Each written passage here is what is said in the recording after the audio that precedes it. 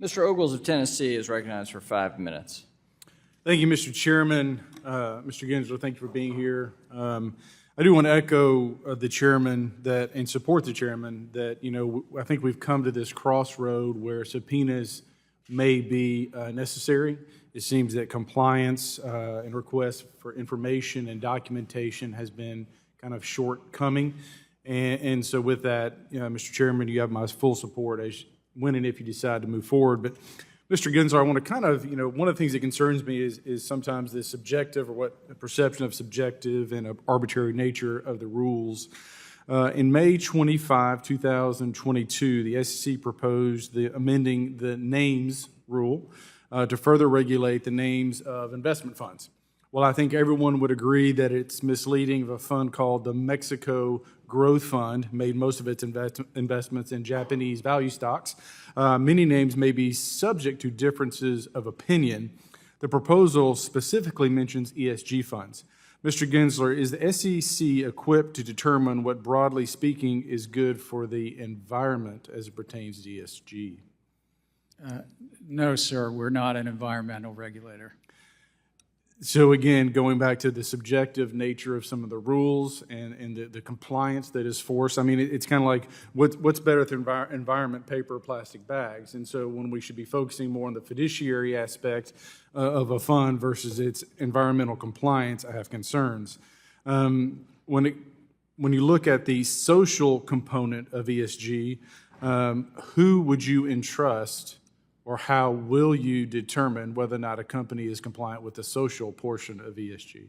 So in terms of this names rule, it was basically truth in advertising, that if you're going to say you're a social fund, to use that, you have to actually then describe what the marketer of that fund means by social, and then ensure that you invest as you're marketing to the public. This was really a rule in most regards, the names rule adopted in 2000, 23 years ago, to protect the investing public, that the advisors they pick are doing, that they say what they mean and they mean what they say. So, but again, to my point, this creates a very subjective nature to the rules process, right? Because you just said that you don't have the capability to judge the environmental component. You don't have the capability to judge the social component. And so now if there's a clear definition and disclosure in the prospectus,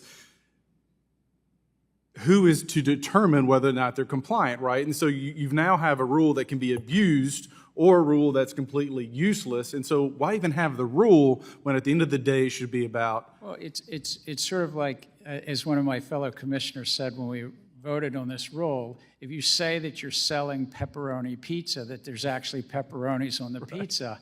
I like pepperoni pizza, so don't get me wrong, right? But yeah, I just look at, and forgive me, these rules outlive any given administration, but under this current administration, the Biden administration doesn't necessarily have the greatest track record of trust with word definitions.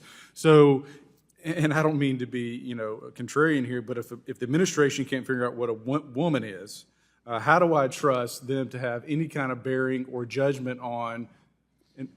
I totally understand what you're saying, but that's not what we adopted in a names rule, is that if you're marketing to the public that you're, let's say, an environmental or a green fund, you describe what that means and you ensure that at least 80% of the investments in the fund meet your self-described.